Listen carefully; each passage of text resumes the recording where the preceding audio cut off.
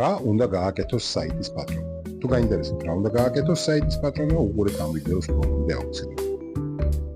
მოკლედ, ხშირად ვამბობ, რომ საიტს რომელიც განახლება ძალიან მნიშვნელოვანია და ყოველთვის ვურჩევ დამკვეთებს, რომ დინამიკა შეინარჩუნონ, რაღაცები განაახლონ.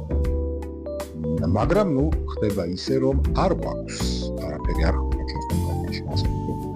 პირველ რიგში შეიძლება თქვა სიახლე რაღაცა რომ ხდება ეს დადო. ოკეი, გასაგებია რომ არ გვაქვს. შეიძლება რაღაც team member ის წევრი მოგემატა და ეს დადო.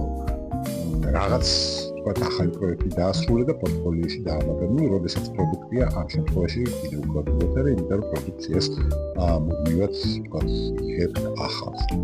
მაგრამ არ გვაქვს არაფერი. ამ შემთხვევაში რა ხდება?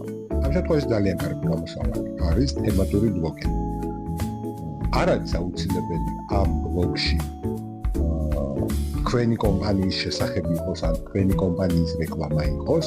ეს შეიძლება იყოს იმ სფეროსთან დაკავშირებით, რა სფეროში თქვენ მოღვაწეობთ, მაგალითად მე მაქვს კომპანია Solo Studio, რომელიც ვებსაიტების და ციფრული მარკეტინგით არის დაკავებული.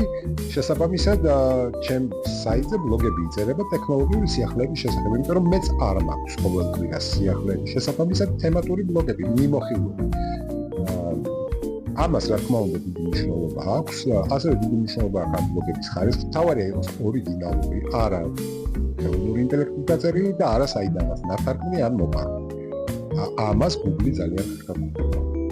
მათ შორის იმასაც ChatGPT-ს დააწერინე, თუ Gemini-ს დააწერინე. ძალიან კარგი. ამიტომ ყოველთვის დიდი მნიშვნელობა აქვს კონტენტი იყოს ორიგინალური, ბლოგები იყოს ორიგინალური.